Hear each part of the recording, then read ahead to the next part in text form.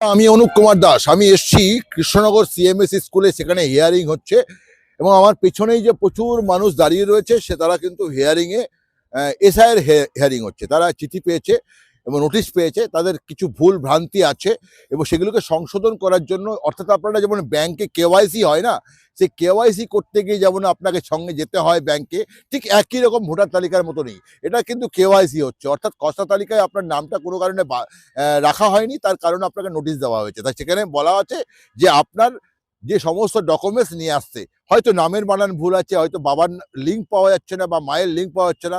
এখানে মহিলাদের কিন্তু কোনো রকম স্বামীর কিন্তু ডকুমেন্টস লাগে না, এখানে কিন্তু মহিলাদের একমাত্র তার বাবা মায়েরই কিন্তু বিষয় লাগবে।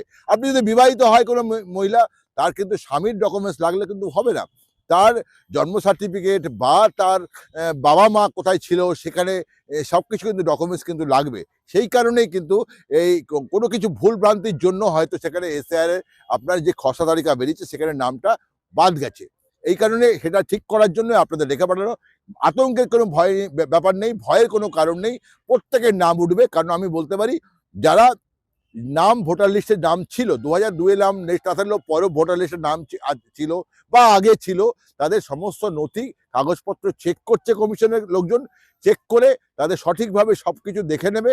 যদি সবকিছু ঠিক থাকে তাহলে অবশ্যই আপনার আগামী যে ভোটার তালিকা ফাইনাল বেরোবে সেখানে কিন্তু আপনার ভোটার তালিকার লিস্টের নাম থাকবে।